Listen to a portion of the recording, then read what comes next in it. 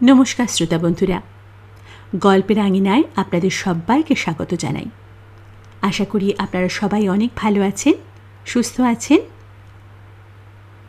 আপনাদের সবার কাছে আমার বিনীত অনুরোধ, আপনাদের যদি আমার গল্প পাঠ ভালো লাগে তাহলে অবশ্যই আমার চ্যানেলটিকে লাইক, শেয়ার এবং অবশ্যই সাবস্ক্রাইব করতে ভুলবেন না। গল্পের আঙিনায় আমরা শুনছি শ্রী প্রফুল্ল রায়ের বিখ্যাত উপন্যাস বিস্ফোরণ। আজকে শুনব পঞ্চম পর্ব।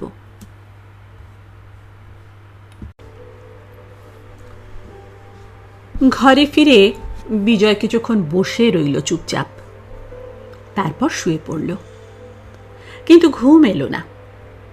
সন্ধে থেকে মাঝরাত অবধি দিনটা স্বপ্নের মধ্যে কেটে গেছে। কিন্তু শেষ মুহূর্তে সাইরাজ মনটা খিঁচড়ে দিয়েছে। পদ্মিনীর সঙ্গে সে যেচে আলাপ করতে যায়নি, তার সম্বন্ধে লেশ মাত্র কৌতূহল ছিল না।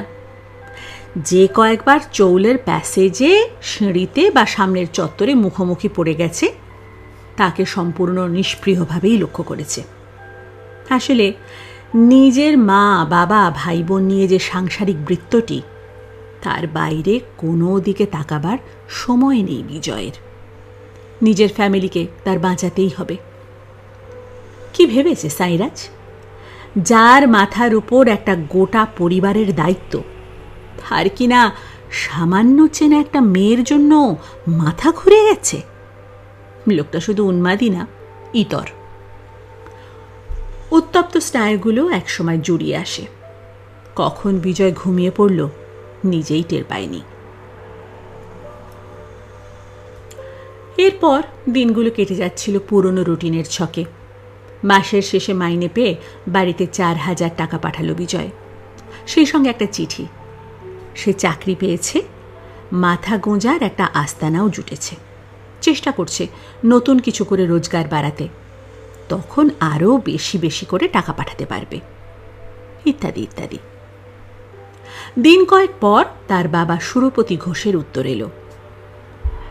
স্নেহের বিজু, তোমার চিঠি পাইয়া যার পর নাই আনন্দিত হইলাম। মুম্বাইতে গিয়া তুমি যে চাকরি জোগাড় করিতে পারিয়াছ, ইহা বড়ই আশার কথা। ভাবিয়াছিলাম আমাদের সংসারটা একেবারে ভাসিয়া যাইবে।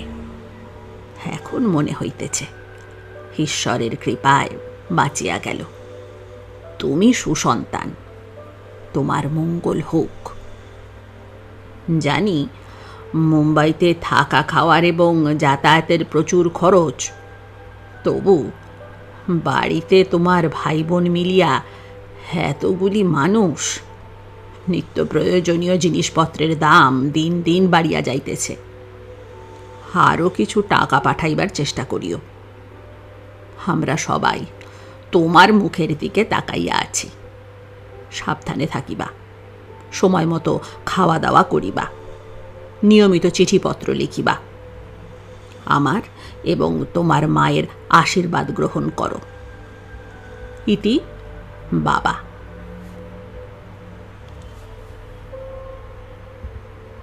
এক মাসের পর পদ্মিনীর সঙ্গে দেখা যে হয় না তা নয়, তবে সাইরাজ ফার্নান্ডেজের সতর্কবাণী এক মুহূর্তের জন্যও বিজয় ভোলেনি। এই অচেনা শহরে, যার নাম city of gold and honey, সে এসেছে নিজের ভবিষ্যৎ তৈরি করতে। অকারণ ঝঞ্ঝাটে, বিশেষ করে তার ভেতরে যদি কোনো মেয়ে থাকে, নিজেকে কিছুতেই জড়াবে না। তার একমাত্র লক্ষ্য টাকা, আর কলকাতায় তাদের অত বড় ফ্যামিলিটাকে বাঁচানো। অকারণে উটকো ঝঞ্ঝাট জুটিয়ে ফ্যাসাদ বাঁধানোর দরকার নেই। কিন্তু একই চোলের একই ফ্লোরে তারা থাকে। বিজয়দের কামরা থেকে পদ্মিনীদের কামরাটা মাত্র 25-26 ফিট দূরে। সপ্তাহের কাজের দিনগুলোতে সবারই ভীষণ তাড়া। 8টা বাজতে না বাজতেই বিজয় চান টান করে পোশাক পাল্টে সাবারবান ট্রেন ধরতে দৌড়োয়। ছুটির পর কামধান্দার খোঁজ। তারপর চৌলে যখন ফিরে আসে, ঘড়ির কাঁটায় 10টা, 10:30।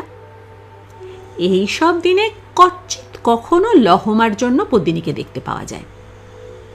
কিন্তু ছুটির দিনে বিজয় বেরোয় ঠিকই, তবে বেলা করে।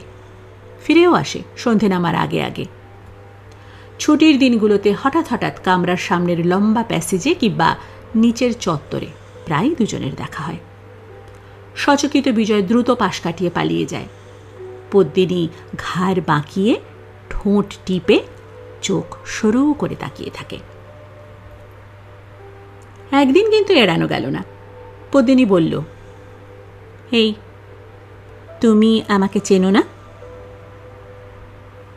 বিজয় কোনো রকমে বলল, চিনব না কেন? তবে আমাকে দেখে পালাও কেন? বিজয় চুপ। পদ্মিনী তাড়া লাগায়, কি হলো, জবাব দিচ্ছ না যে? বিজয় থতিয়ে থতিয়ে বলল, তোমার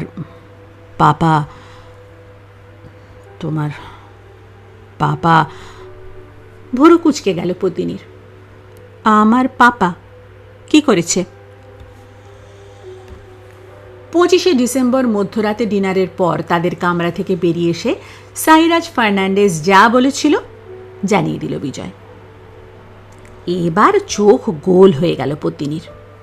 পরক্ষণে সারা মুখ থেকে কুচি কুচি জরির ঝিকিমিকির মতো হাসি ছড়িয়ে পড়তে লাগলো তার। হাসতে হাসতেই সে বলল, এই জন্যে এতদিন আমাকে অ্যাভয়েড করছিলে? আরে বাবা, পাপারা কত কিছুই তো বলে, সবসময় সেসব শুনলে কি চলে? আমরা আমাদের কাজ করে যাব। শোনো, গলার স্বর নিচু করে ষড়যন্ত্রকারিণীর মতো পদ্মিনী বলল, নেক্সট রবিবার তুমি 10টার সময় গেটওয়ে অফ ইন্ডিয়ার সামনে চলে যেও। আমি একটু পরে পৌঁছে যাব। দুজনে খুব ঘুরব। বলেই চলে গেল। স্তব্ধ হয়ে দাঁড়িয়ে রইল বিজয়। কোনো বাঙালি মেয়ে এভাবে এত সোজাসুজি এ জাতীয় কথা বলতে পারত কিনা তার জানা নেই। এই অবাঙালি খ্রিস্টান মেয়েটা একেবারে ডাকাত না। কলকাতা থেকে 2-2.5 হাজার কিলোমিটার দূরে এই প্রায় অচেনা শহরে কিছুতেই ওই মেয়েটার ফাঁদে সে পা দেবে না। কিন্তু অফিস, ধান্দার খুঁজে ঘোরা, রোজকার এই ধরা বাঁধা রুটিনের মধ্যে একটা চিন্তাই বিজয়ের মাথায় কুটুর কুটুর করে কামড় বসাতে লাগলো। পরের রবিবার গেটওয়ে অফ ইন্ডিয়ার সামনে পদ্মিনীর কথা মতো যাওয়া ঠিক হবে কিনা। কি আশ্চর্য, দোনোমনো দ্বিধাগ্রস্ত ভাবটা কাটিয়ে নিজের অজান্তেই বুঝিবা কখন যে সে গেটওয়ে অফ ইন্ডিয়ায় চলে গেছে নিজেরই খেয়াল নেই বিজয়ের। সেই দিনই প্রথম টের পেল মেয়েটার মধ্যে দারুণ এক জাদু লুকোনো রয়েছে। কতটুকুই বা চেনে পদ্মিনীকে, কদিনই বা দেখেছে। সেই রবিবার তাকে নিয়ে এক স্বপ্নের উড়ানে যেন উঠে পড়ল পদ্মিনী। কিন্তু নিজের লক্ষ্য থেকে এক চুলও সরে যায়নি বিজয়।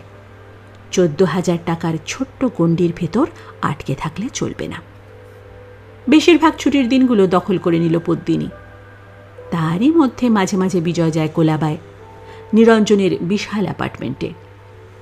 ব্যাংক থেকে এটা তাকে দেওয়া হয়েছিল। নিরঞ্জনের স্ত্রী মাধুরী বৌদি বলে, আগে প্রায় সব রবিবারই আমাদের এখানে আসতে, এখন আসো না কেন? আগে বিজয়কে আপনি করে বলতো, প্রায় নিয়মিত যাতায়াতের ফলে ঘনিষ্ঠতা হয়েছে, এখন বলে তুমি। বিজয় অবশ্য আপনিটাই চালিয়ে যাচ্ছে। পদ্মিনীর কথা তো বলা যায় না।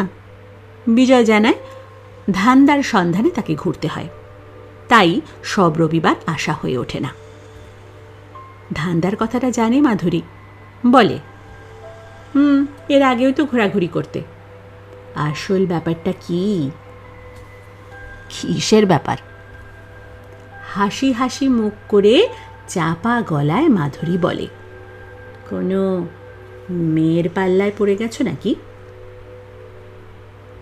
বিজয় চমকে ওঠে। এতদিনে সে জেনে গেছে ভালো মানুষ এই মহিলাটি খুবই বুদ্ধিমতী, ভেতরে ভেতরে বেশি দুষ্টুমিও রয়েছে। বিজয় ভাবল, সে কি ধরা পড়ে গেছে? তোতলাতে থাকে বিজয়। মেয়ে আবার কি? তার চোখে চোখ রেখে মাধুরী বলে, মুম্বাইয়ের মেয়েরা কিন্তু কলকাতার মেয়েদের মতো লাজুকলতা নয়। যাকে ভালো লাগে তাকে স্ট্রেট বলে দেয়, আই লাইক ইউ। তোমার এমন চেহারা, বলতে চাও এখনো কারোর নজরে পড়নি? ঠাট্টা করবেন না বৌদি, কত টাকা মাইনে পাই আপনি তো জানেন। চলে ঘাড় গুঁজে পড়ে থাকি, কোন মেয়ে আমার দিকে তাকাবে? বিজয় বলল ঠিকই, তার গলার স্বরটা কেমন যেন ক্ষীণ শোনালো। মাধুরী তার কথাগুলো আদৌ বিশ্বাস করলো কিনা কে জানে। বলল, ঝুলি থেকে কবে বেড়াল বেরোয় সেজন্য ওয়েট করতে থাকি। এবার আর উত্তর দেয় না বিজয়, তার মুখ লাল হয়ে উঠেছে। মাধুরী আর তাকে খোঁচায় না, হাসতে হাসতে উঠে পড়ে। যাই, বাইকে চা করতে বলি। সে চলে যায়। নিরঞ্জন বড় ভাইয়ের মতো, সহৃদয় অবশ্যই, কিন্তু একটু গম্ভীর ধরনের। চটুল মজা করার স্বভাব তার নয়। জিজ্ঞেস করে, কিরে, কিছু ঠিক করলি? হতাশার সুরে বিজয় বলে, না নিরঞ্জনদা, আমার মতো একটা ছেলে এত বড় শহরে কিসের বিজনেস করবে? চারদিকে কত ঘুরছি, কিন্তু কিছুই বুঝে উঠতে পারছি না। এইভাবেই চলছিল। হঠাৎ একদিন অফিস ছুটির পর ঘুরতে ঘুরতে জাভেরি বাজারে চলে এলো বিজয়। দেশের পশ্চিম প্রান্তের এই শহরে সূর্যাস্ত হয় অনেক দেরিতে। অজস্র রোদে শহর ভেসে যাচ্ছে। এলোমেলো হাঁটছিল বিজয়। এক সময় যেখানে উদিপি, খালসা, গুজরাতিদের খাবারের স্টলগুলো লাইন দিয়ে দাঁড়িয়ে আছে, তার পাশ দিয়ে যেতে যেতে কানে এলো প্রায় প্রতিটি স্টলের সামনে দাঁড়িয়ে কাগজের প্লেট থেকে নানা রকম খাবার তুলে খেতে খেতে অনেকে বাংলায় কথা বলছে। বিজয় বেশ অবাক হয়ে গেল, এত বাঙালি এখানে জড়ো হলো কি করে? সে দাঁড়িয়ে পড়ে। যারা খাচ্ছিল তারা যা বলছে মোটামুটি এই রকম, ইডলি, দোসা, ভেলপুরি, বাটাটা পুরি ফুরি খেয়ে পেটে চড়া পড়ে গেল। ঠিক বলেছিস, দিনের পর দিন এইসব খেতে আর ভালো লাগে না, না খেয়ে উপায় বা কি? একজন বলল, এখানে যদি বাঙালি খাবারের একটা দোকান থাকতো বেঁচে যেতাম। বোঝাই যাচ্ছে এরা এই অঞ্চলেই থাকে এবং দীর্ঘকাল ধরেই আছে। বিজয় পায়ে পায়ে তাদের কাছে চলে এলো। ততক্ষণে তার মাথায় বিদ্যুৎ চমকের মতো একটা আইডিয়া খেলে গেছে। বিজয় ওদের সঙ্গে আলাপ জমিয়ে ফেলল।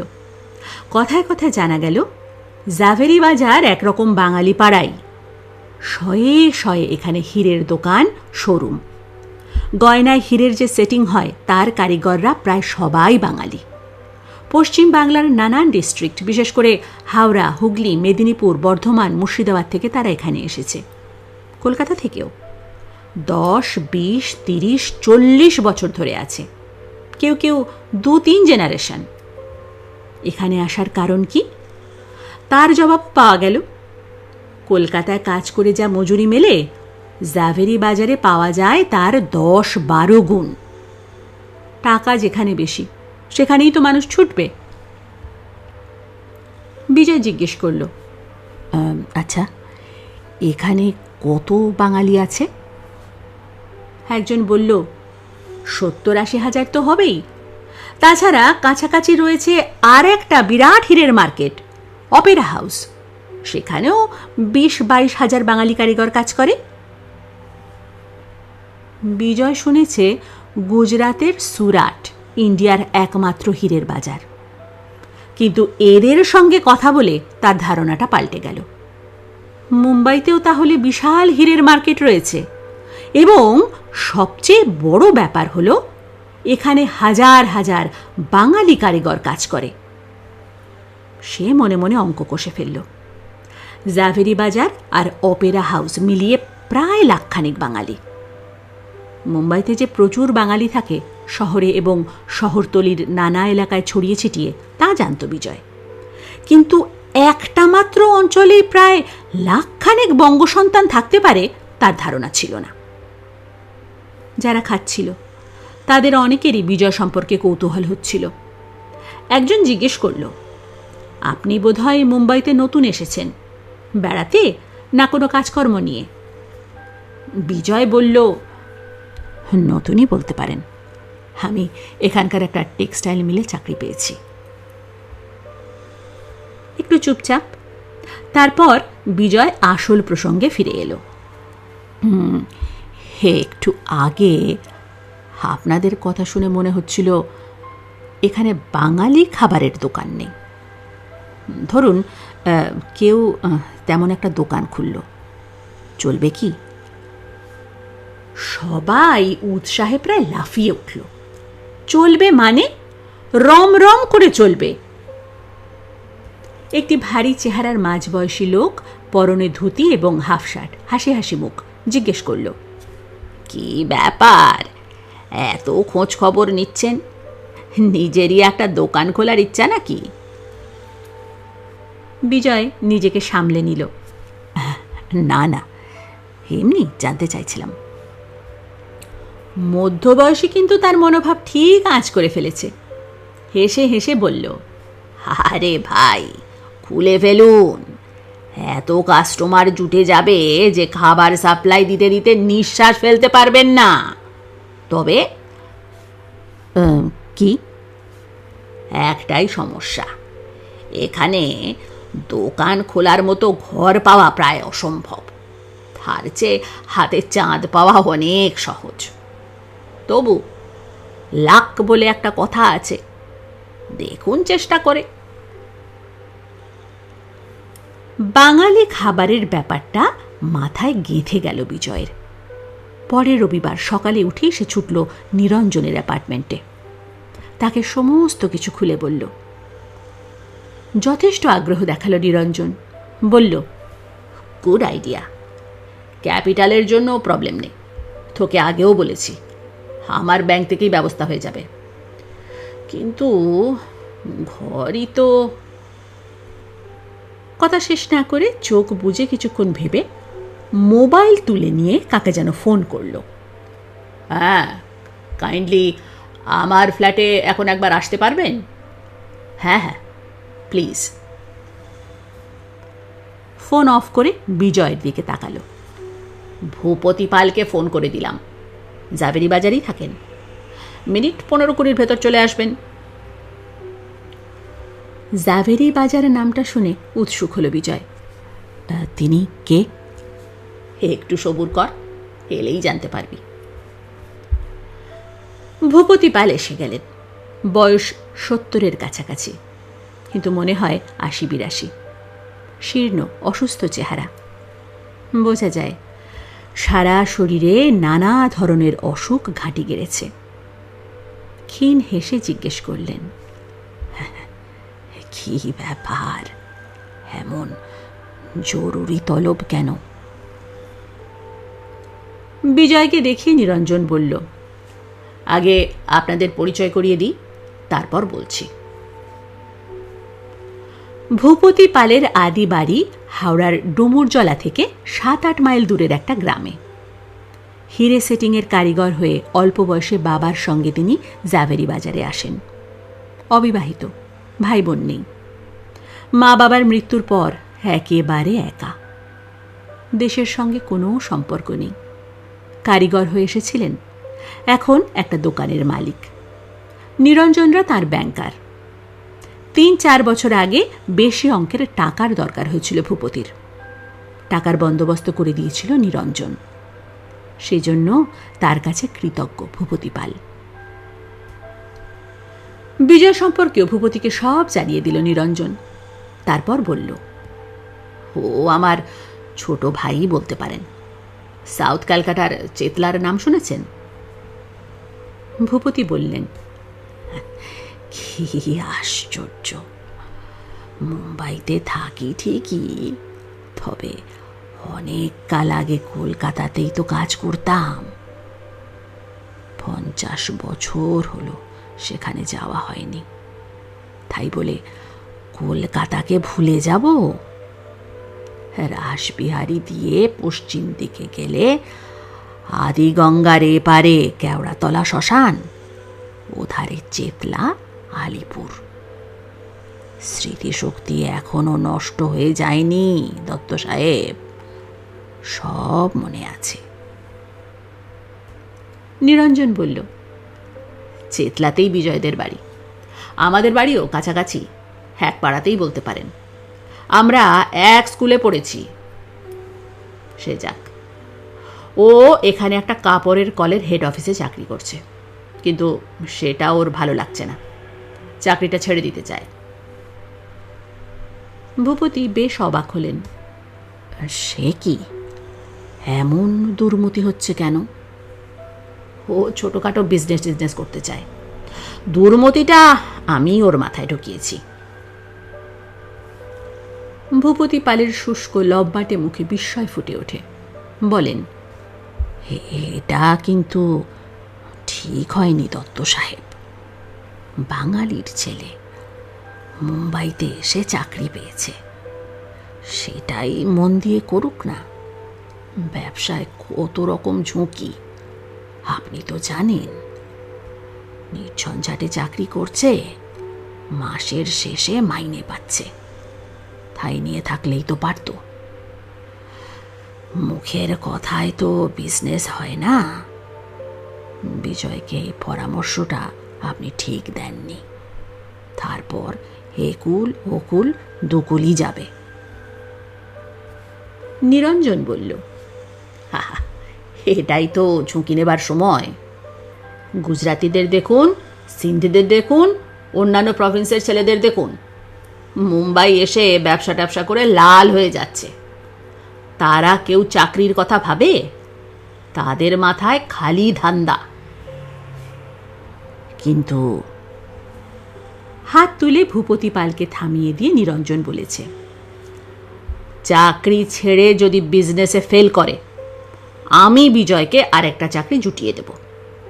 অনেক বড় বড় কোম্পানির ব্যাংকার আমরা, তাদের বললে ব্যবস্থা একটা হয়ে যাবেই। ভূপতি পাল তবু খুঁত করতে লাগলেন।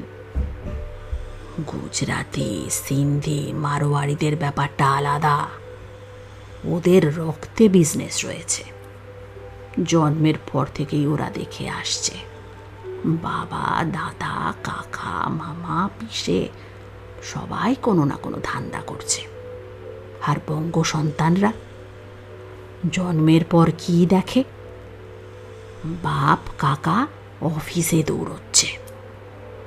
একটু বড় হলে তাদের কানে অনবরত মন্ত্র দেওয়া হয়, যেভাবে হোক একটা চাকরি জোটাতে হবে। সেইভাবেই তাদের তৈরি করা হয়। সে যাকগে, মাথার ওপর আপনাকে যখন পেয়েছে, ব্যবসাতে মার খেলে যখন একটি চাকরিও জুটিয়ে দেবেন বলেছেন, তখন একেবারে জলে পড়বে না। রিস্ক একটা নিয়ে দেখুক। কিন্তু নিরঞ্জন জিজ্ঞেস করল, আবার কি হলো? ভূপতিপাল জিজ্ঞেস করলেন, ব্যবসা তো করবে, কিন্তু কিসের ব্যবসা সেটা কি ঠিক করেছে? নিরঞ্জন বলল, বেশ কয়েকদিন জাবেরি বাজারে ঘুরে ঘুরে ওর মাথায় একটা আইডিয়া এসেছে। ভূপতিপাল কিছুক্ষণ হতবাক, তারপর জানতে চাইলেন, কি আইডিয়া? হীরের ব্যবসায় নামতে চায় নাকি? তাতে কোটি কোটি টাকার ক্যাপিটাল দরকার। তাছাড়া এই বিজনেসের খোঁত খাঁত জানতে হয়, কত লোকের সঙ্গে কন্ট্যাক্ট দরকার। এই ব্যবসাতে জাঁকিয়ে বসে আছে যারা, তারা উটকো একটা লোককে হীরের মার্কেটে ঢুকতে দেবে নাকি? মুখের কথা খসলেই হীরের ব্যবসায় নামা যায় না। নিরঞ্জন মাথা নাড়ে। না না, অত বড় কিছু ভাবছে না বিজয়। ওর মাথা খারাপ হয়ে যায়নি। ও জাভেরি বাজারে একটা বাঙালি খাবারের স্টল খুলতে চায়। ওর ধারণা ওখানে সেটা খুব ভালো চলবে। ভূপতির চোখ দুটো কয়েক লহমা বিজয়ের মুখের ওপর স্থির হয়ে রইল। তারপর ফিরে এলো নিরঞ্জনের দিকে। বেশ জোর দিয়ে বললেন, ভেরি গুড আইডিয়া, নিশ্চয় ভালো চলবে। বাংলার খাবার পেলে ওখানকার হাজার হাজার বাঙালি অন্য কোনো খাবারের দোকানে ঢুকবে না। সকাল থেকে রাত 8টা-9টা অবধি সমানে সাপ্লাই দিয়ে যেতে হবে। তবে একটা কথা। কি? ফুডের কোয়ালিটি ফার্স্ট ক্লাস হওয়া দরকার। এই শহরে প্রাইসটা কোনো ব্যাপারই নয়। জাভেরি বাজারের বাঙালিদের পকেটে পয়সা আছে। তাছাড়া ওখানে অনেক নন বেঙ্গলিও রয়েছে। বাঙালি খাবারের স্বাদ একবার পেলে তারাও ঝাঁপিয়ে পড়বে। কিন্তু আবার কি? ফুড স্টল খুলতে গেলেও ভালো মূলধন চাই। সেটা আমি দেখব। গুড। তারপরও আরও একটা কিন্তু আছে। স্টল যে খুলবে, স্পেস তো দরকার। ঘর কোথায় পাবে? নিরঞ্জন হেসে হেসে বলল, সেই জন্যেই তো আপনাকে তাড়া দিয়ে টেনে এনেছি। ধান্দে পড়ে গেলেন ভূপতিপাল। আপনার কথাটা ঠিক বুঝতে পারলাম না দত্ত সাহেব।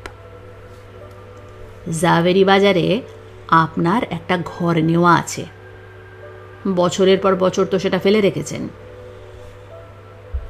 হ্যাঁ, ইচ্ছা ছিল আর একটা দোকান খুলব।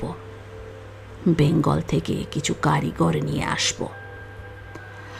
তাদের ভালো রোজগারের ব্যবস্থা হবে। কিন্তু শরীরটাই বিকল হয়ে গেছে বেশ কিছুদিন ধরে। ঈশ্বরের করুণায় যা জমিয়েছি তাতে কিছু না করলেও চলে যাবে।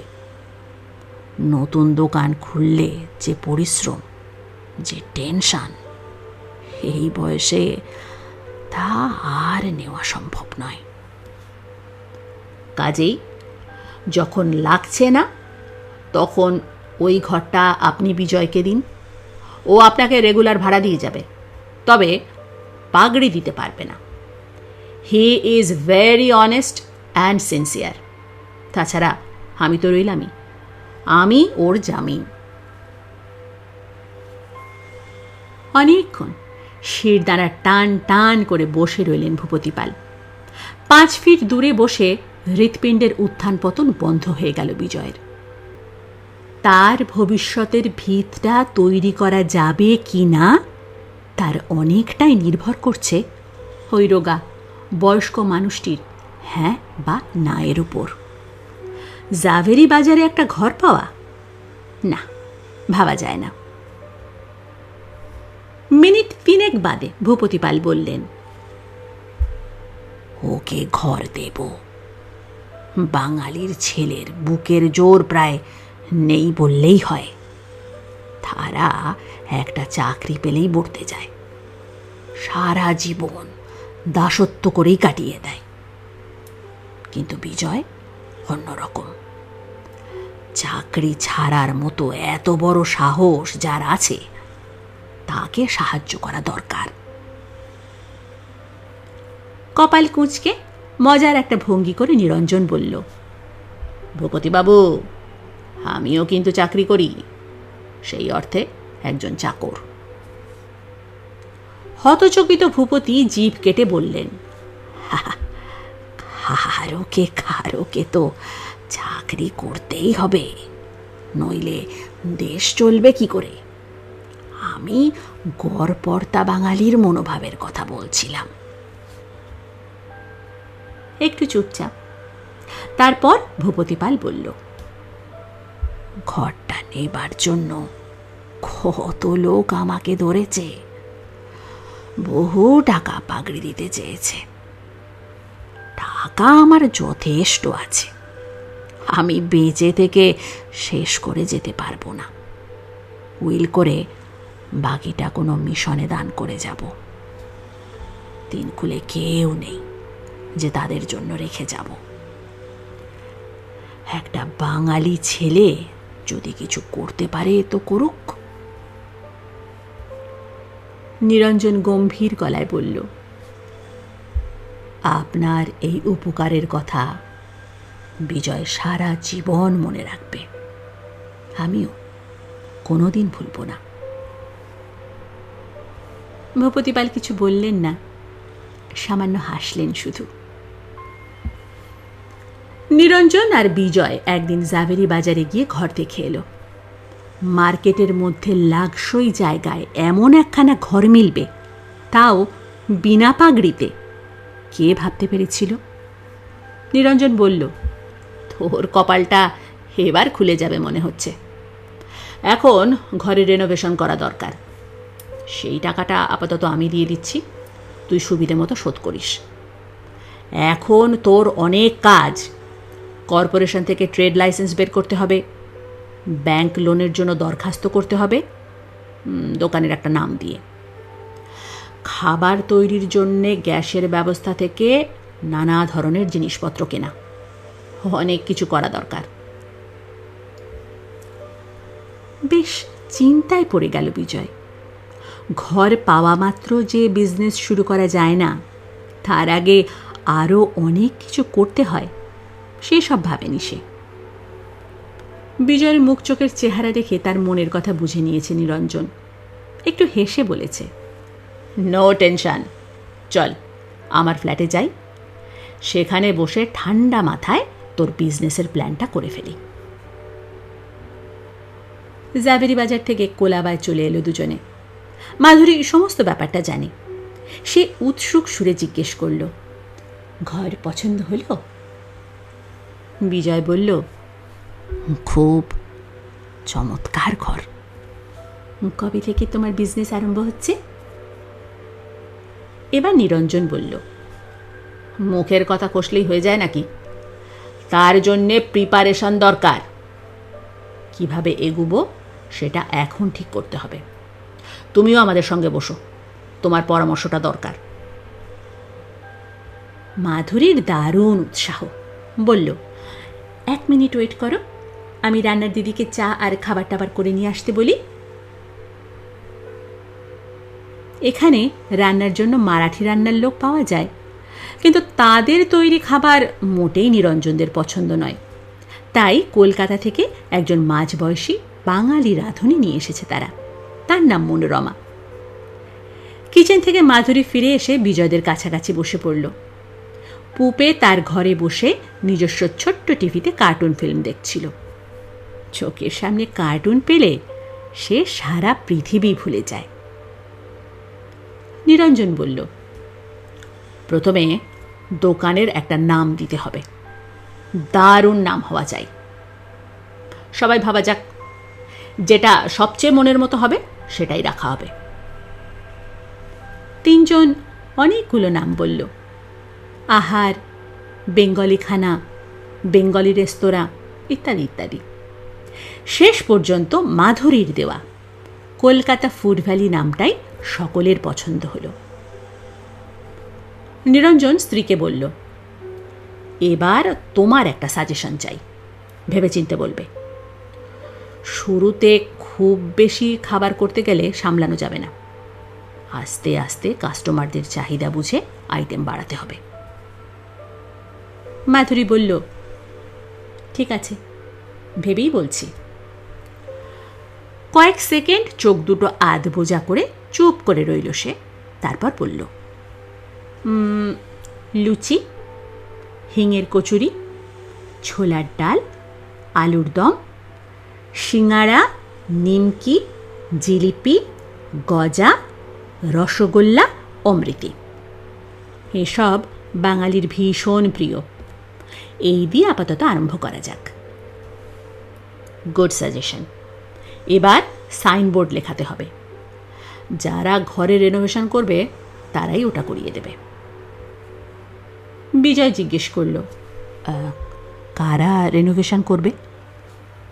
এমন লোক অনেক আছে, ওটা নিয়ে তোর মাথা ঘামাতে হবে না।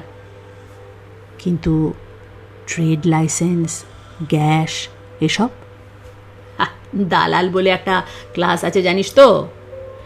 এরকম মিডলম্যান দেশের সব শহরে, অফিসে, আদালতে, মার্কেটে, সমস্ত জায়গায় বিরাজ করছে। কিছু পয়সা খরচ করতে হবে। তোর কাজ হলো দুটো। কি কি? তোকে বেশ কটা ফর্মে সই করতে হবে। ভূপতিবাবুকে প্রথম মাসের ভাড়ার টাকা দিয়ে রিসিট নিয়ে আসবি। ফর্মগুলোর সঙ্গে ওই রিসিটের ফটোকপি জুড়ে দিতে হবে। তুই যে সত্যি জাবেরি মার্কেটে একটা খাবারের দোকান খুলতে যাচ্ছিস তার প্রমাণ। Bona fide stall holder. আমি এর সঙ্গে দুজন রেসপেক্টেবল লোকের সার্টিফিকেট জোগাড় করে দেব। তোকে আমার সঙ্গে যেতে হবে তাদের বাড়ি। তারা যা লেখার লিখে দেবেন। যত শুনছিল তত অবাক হচ্ছিল বিজয়। কলকাতা ফুড ভ্যালি যেন তার খাবারের দোকান নয়, ওটা নিরঞ্জনের। অভিভূত বিজয় তার দিকে তাকিয়ে থাকে। নিরঞ্জন থামেনি। তোকে একটা কাজ করতে হবে। 2-4 দিনের জন্য কলকাতায় গিয়ে দুটো লুচি মিষ্টি তৈরির কারিগর নিয়ে আসবি। এখানকার লোক দিয়ে বাঙালি খাবার তৈরি করা অসম্ভব।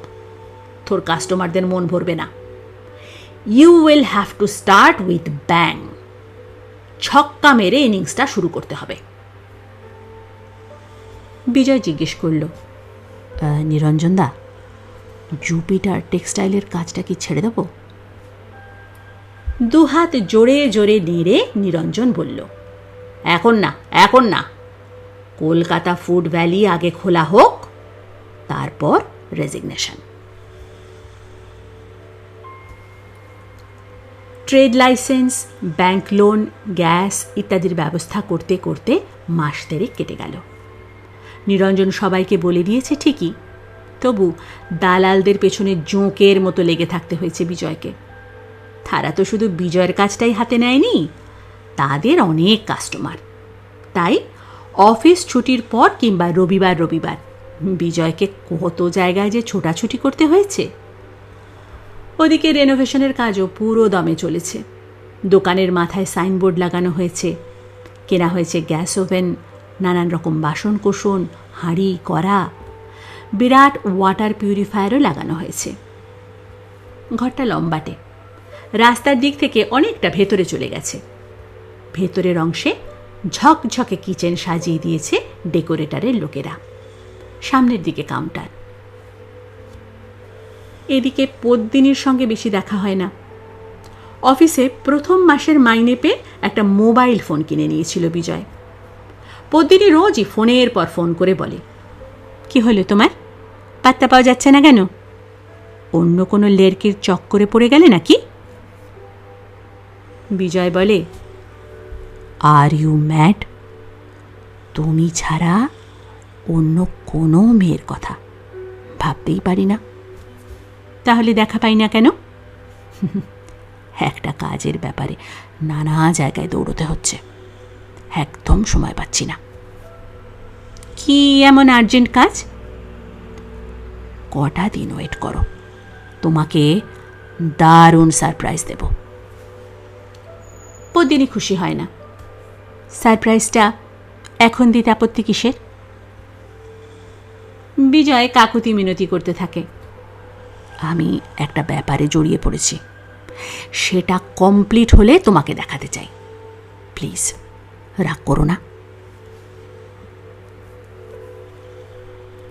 কলকাতা ফুড ভ্যালি খোলার সব রকম ব্যবস্থা যখন শেষ হয়ে এসেছে, সেই সময় নিরঞ্জন বলল, তুই এবার কলকাতায় গিয়ে দুজন মিষ্টি তৈরির কারিগর নিয়ে আয়।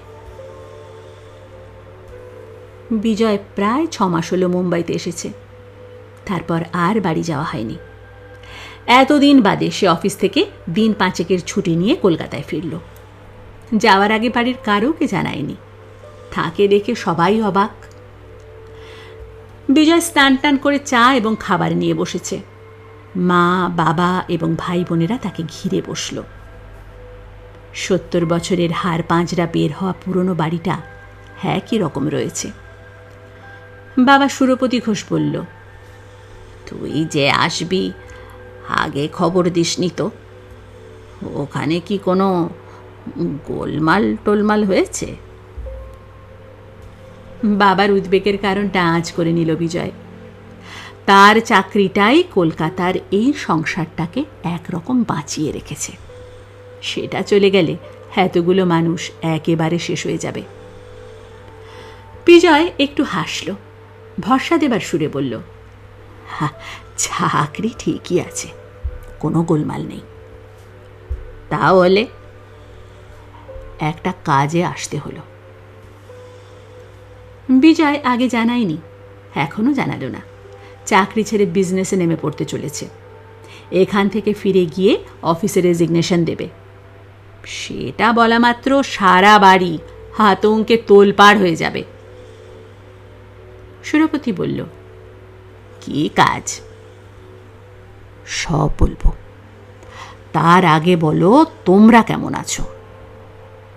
তোর টাকা আর আমার অল্প কিছু রোজগার, এই দিয়ে কোনো রকমে টিকে আছি।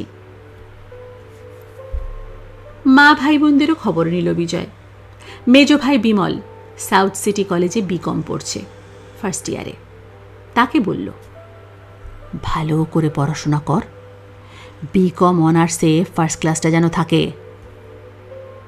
বিমল বলল, ফার্স্ট ক্লাস পাবো কিনা জানি না, ধরো পেয়ে গেলাম, কিন্তু কলকাতায় চাকরি বাকরির হাল তো জানো, পাশ করার পর কি হবে জানি না। তুমি কি মুম্বাইতে আমার একটা ব্যবস্থা করে দিতে পারবে? কলকাতা ফুড ভ্যালি কতটা দাঁড়াবে জানে না। যদি বিজনেস ভালো হয় বিমলকে নিয়ে যেতেই হবে। একা তো সব দিক সামলানো যায় না, নিজেদের লোক পাশে থাকা দরকার। বিজয় বলল, চেষ্টা করব, আশা করি কিছু একটা হয়ে যাবে। ছোট ভাই বরুণ ক্লাস 11-এ পড়ছে সায়েন্স নিয়ে। মাধ্যমিকে 5টা লেটার নিয়ে পাশ করেছে। বিজয় তাকে জিজ্ঞেস করল, হায়ার সেকেন্ডারিতে মাধ্যমিকের থেকে বেটার রেজাল্ট হবে তো? লাজুক হাসল বরুণ, আশা করছি। বড়দা, আমি ইঞ্জিনিয়ারিং পড়তে চাই, তুমি কিন্তু এটা মনে রেখো। হ্যাঁ হ্যাঁ, মনে থাকবে। আমার যতটুকু সাধ্য নিশ্চয়ই তোর জন্য করব। 3 বোন, ডলি, সোনা, রূপু। তারা ক্লাস 12, ক্লাস 10 আর ক্লাস 9-এ পড়ছে। কমার্সে কলকাতায় নেই। এর মধ্যে তারা বেশ বড়সড় হয়ে উঠেছে। লেখাপড়ায় তারাও যথেষ্ট ভালো।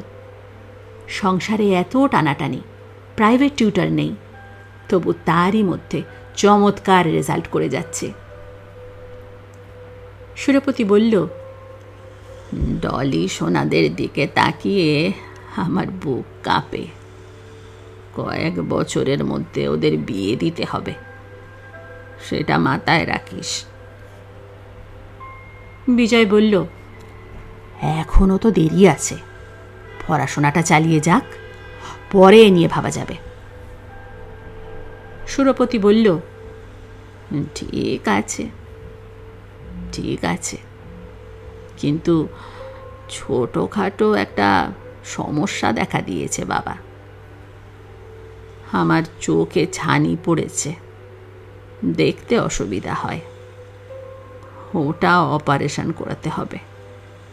হাসপাতালে 4,500 চাইছে।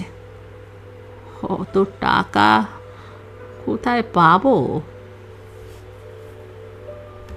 দেখা যাচ্ছে পারিবারিক সমস্ত দায়টা এসে পড়েছে তার উপর। বিজয় দ্রুত ভেবে নিল, ব্যাংক থেকে কলকাতা ফুড ভ্যালির জন্য যে লোন পাওয়া গেছে তা থেকে বাবার চোখ অপারেশনের জন্য টাকাটা পাঠানো যেতে পারে। বিজনেসের জন্য নেওয়া লোন অন্য খাতে খরচ করা ঠিক নয়, কিন্তু চোখের ব্যাপার। টাকা পাঠাবার আগে নিরঞ্জনকে জানিয়ে দেবে। তাকে না জানিয়ে একটা পয়সাও খরচ করা ঠিক নয়।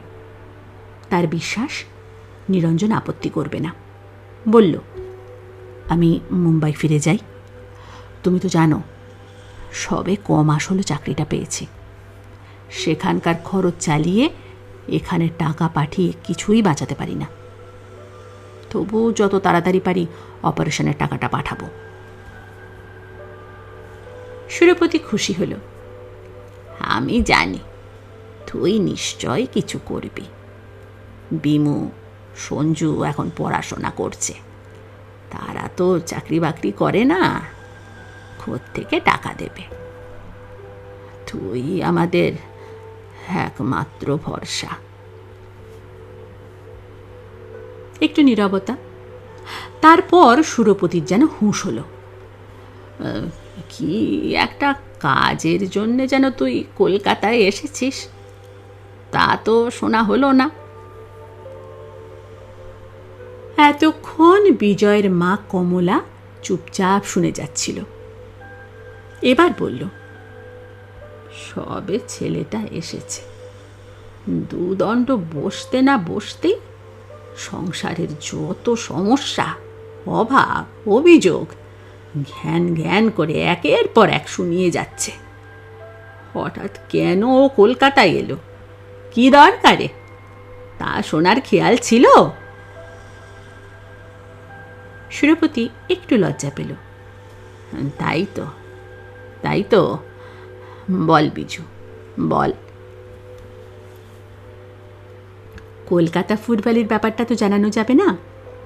কি বলতে হবে আগেই বিজয় ঠিক করে রেখেছিল। বলল, নিরঞ্জনদার এক আত্মীয় মুম্বাইতে একটা খাবারের দোকান খুলতে চায়। সেজন্যই দুজন বাঙালি মিষ্টি তৈরির লোক দরকার, ভালো কারিগর, প্রচুর টাকা মাইনে দেবে। তুমি জোগাড় করে দিতে পারবে বাবা? সুরপতি বলল, খুব পারব। বেশি টাকার জন্যে লোকে মুম্বাই তো মুম্বাই, মঙ্গল গ্রহে পর্যন্ত যেতে তৈরি। বাবা, 5 দিনের মধ্যে আমাকে মুম্বাই ফিরে যেতে হবে। কারিগর দুটোকে সঙ্গে নিয়ে যাব। তার ভেতর ব্যবস্থা হয়ে যাবে তো? আশা করি হয়ে যাবে। আজ থেকেই আমি খোঁজ শুরু করব। 2 দিনও লাগলো না। সুরপতি বেশ কজন মিষ্টির কারিগর নিয়ে এলো। তাদের মধ্যে থেকে 2 জনকে বেছে নিল বিজয়। মাইনেও ঠিক করা হলো, 2500 করে অ্যাডভান্সও দেওয়া হলো। কারিগর দুটি মাঝবয়সী। তারা জিজ্ঞেস করল, মুম্বাইতে গিয়ে আমরা কোথায় থাকব? শুনেছি সেখানে বাড়ি ভাড়া প্রচুর। বিজয় বলল, আপাতত দোকানেই থাকতে হবে, শোয়ার মতো জায়গা আছে। পরে মাইনে বাড়লে আপনারা সুবিধা মতো জায়গায় বাড়ি দেখে নেবেন। কারিগর বাছাবাছি যখন চলছে সেই সময় একদিন বিজয়ের পিসে মশাই সুকুমার মজুমদার আর মামা মৃত্যুঞ্জয় কর তার সঙ্গে দেখা করতে এলো। সুকুমার এলো সকালের দিকে, মৃত্যুঞ্জয় বিকেলে। মামা এবং পিসের বাড়ির হালও প্রায় তাদের মতোই। ওরা এখনও রিটায়ার করেনি ঠিকই, তবে দুজনেরই বড় সংসার, 3-4টে করে ছেলে মেয়ে। মামা তো 2 ভাই বিএ পাশ করে বসে আছে। এমপ্লয়মেন্ট এক্সচেঞ্জে নাম লেখানো রয়েছে, ওই পর্যন্তই। কটা বছর কলকাতার বিজনেস ডিস্ট্রিক্টগুলোর অফিসে অফিসে ঘুরে চটির তলা খইয়ে ফেলেছে, কিন্তু কিছুই জোটানো সম্ভব হয়নি। পিস্তুত 2 ভাইয়ের একজন সায়েন্স গ্র্যাজুয়েট, একজন বিকম পাশ করেছে। যে সায়েন্স নিয়ে পাশ করেছে সে 2000 টাকা মাইনের টেম্পোরারি একটা কাজ জোটাতে পেরেছে, কিন্তু অন্যজন আদ্যপান্ত বেকার। পিসেমশাই এবং মামা দুজনেই বিজয়ের হাত ধরে কাকুতি মিনতি করেছে সে যেন মুম্বাইতে তাদের ছেলেদের হিল্লে করে দেয়, নইলে 2টো সংসারকেই উপোস করে মরতে হবে। বিজয় তাদের বলেছে, আমি তো সবে মুম্বাই গেছি, সামান্য একটা চাকরি পেয়েছি, আমার পক্ষে কি কারোকে কাজ পাইয়ে দেওয়া সম্ভব? মামা এবং পিসে দুজনেই নাছুরবান্দা, বলেছে কিছু একটা করে দিতেই হবে। শুনেছি মুম্বাইতে অনেক কাজের সুযোগ, তুই একটু চেষ্টা করলে চাকরি জুটে যাবে। নিরঞ্জনের জন্যই যে জুপিটার টেক্সটাইলের তার চাকরিটা হয়েছে সেটা আর জানালো না বিজয়। সে নিজে গিয়ে কি কিছু করতে পারত? মুম্বাইতে প্রচুর কাজ টাজের সুযোগ রয়েছে ঠিকই, কিন্তু সেখানেও একজন মুরব্বি দরকার। নিরঞ্জনের কথা জানতে পারলে মামা এবং পিসে কেউ তাকে সহজে ছাড়বে না। নিরঞ্জনকে ধরে তাদের ছেলেদেরও ব্যবস্থা করে দেবার জন্য চেপে ধরবে। বিজয় বিজনেসে নেমে বিরাট ঝুঁকি নিয়েছে, ভেবে রেখেছে যদি সেটা জমে যায় মেজ ভাই বিমলকে মুম্বাই নিয়ে যাবে, আর যদি ডাহা ফেল করে বসে তখন নিরঞ্জনকে ধরতে হবে। তার অজস্র যোগাযোগ, বড় বড় কোম্পানির তারা ব্যাংকার। বিমল এবং তার নিজের জন্যও চাকরি জুটিয়ে দেবার ব্যবস্থা নিরঞ্জন ছাড়া আর কে করবে? তেমন কেউ তো তার পাশে নেই। মামাতো এবং পিস্তুত ভাইদের কথা যদি তাকে বলে তারপর আর নিজেদের সম্বন্ধে বলা যাবে না। কতজনের জন্য সে নিরঞ্জনের কাছে আর্জি জানাবে? নিজের ভাই সবার আগে, তারপর পিস্তুত মামাতো ভাইরা। এটুকু স্বার্থপর তাকে হতেই হবে। বিজয় আর কথা বাড়ায়নি, পিসে আর মামাকে বলেছে চেষ্টা করে দেখব। দুই মিষ্টির কারিগর রাধাকান্ত আর সুরেশকে নিয়ে মুম্বাইতে ফিরে এলো বিজয়। এর মধ্যে রেনোভেশন হয়ে গিয়েছিল, গ্যাসের ব্যবস্থা, দোকানের জন্য বাসনপত্র এবং টুকিটাকি নানা জিনিস কেনাকাটা হয়ে গেছে। সামনের দিকে ক্যাশ কাউন্টার আর পেছন দিকে কিচেনটা চমৎকার সাজানো হয়েছে। দোকানের স্পেসটা মোটামুটি এত প্রশস্ত নয় যে কাস্টমার বসে খেতে পারে। তারা ক্যাশ কাউন্টারের সামনে দাঁড়িয়ে মোটা কাগজের প্লেটে খাবার নিয়ে খেতে পারে কিংবা কাগজের বাক্সে করে নিয়ে যেতে পারে। তাই কাগজের প্লেট গ্লাস এবং কলকাতা ফুড ভ্যালি নাম ছাপানো পুরো কাগজের বাক্সরও ব্যবস্থা হলো। কলকাতা থেকে ফিরে সেই প্রথমে নিরঞ্জনের সঙ্গে দেখা করেছে বিজয়। নিরঞ্জন বলেছে, মিষ্টির কারিগর যখন এসে গেছে ব্যাস আর দেরি করা ঠিক হবে না, 2-4 দিনের মধ্যে গ্র্যান্ড ওপেনিংটা হয়ে যাক। মাধুরী বলেছে, না না, শুভ কাজ শুরু হচ্ছে, একটা ভালো দিন দেখে আগে সিদ্ধিদাতা গণেশ আর নারায়ণ পুজো করতে হবে, তারপর অন্য সব।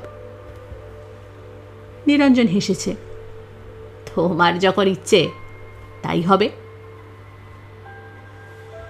মুম্বাইতে বেশ কিছু পার্ট টাইম পুরোহিত আছে, এরা চাকরি বাকরি করে আবার পুজো টুজোও করে থাকে। এদের একজনকে ডাকিয়ে এনে পঞ্জিকা দেখে পুজোর দিন ঠিক করা হলো। নিরঞ্জন বলল, এবার আমাদের আরও একটা কাজ বাকি। বিজয় উৎসুক চোখে তাকায়, কি কাজ? নিরঞ্জন বলল, কার্ড ছেপে ওপেনিংয়ের দিন জাভেরি বাজারের সব বাঙালি অবাঙালি হীরের দোকানের শেঠ এবং কারিগরদের ইনভাইট করতে হবে। এই মানুষটার প্রতি কৃতজ্ঞতার শেষ নেই বিজয়ের। সব দিকে তার নজর। আমন্ত্রণপত্র পেলে পুরো জাভেরি বাজার খুশি হবে, বিশেষ করে সেখানকার বাঙালিরা। এর পেছনে রয়েছে কলকাতা ফুড ভ্যালি যাতে মসৃণভাবে চলতে পারে তার একটা নিখুঁত পরিকল্পনা। নিরঞ্জন বলল, আমি তো জাভেরি বাজারের সবাইকে চিনি না, ভূপতিবাবুর কাছ থেকে তাদের নামটাম জোগাড় করে ইনভিটেশন কার্ডগুলো দিয়ে আসতে হবে, ওর সাহায্য ছাড়া এটা সম্ভব নয়। কয়েকদিনের মধ্যে কার্ড ছাপানো হয়ে গেল। জাভেরি বাজারের দোকানে এবং শোরুমগুলোতে ঘুরে কার্ডগুলো দিয়ে এলো বিজয়। ভূপতি পালের হৃদয়টি দরাজ, সোনা দিয়ে বাঁধানো, অবিকল নিরঞ্জনেরই মতো। একটি বাঙালি ছেলে এত দূরে এসে একটা কিছু করতে চাইছে। ভূপতি পাল মনে করেন তার পাশে দাঁড়ানো দরকার। নিমন্ত্রণপত্র বিলির সময় তিনি বিজয়ের সঙ্গে ছিলেন এবং সবাইকে কলকাতা ফুড ভ্যালির উদ্বোধনের দিন আসার জন্য হাত জোর করে অনুরোধ জানালেন, যেন অনুষ্ঠানটা তাঁরই। সব আয়োজন সম্পূর্ণ। নিরঞ্জন বলল, এবার চাকরিতে রেজিগনেশন দে।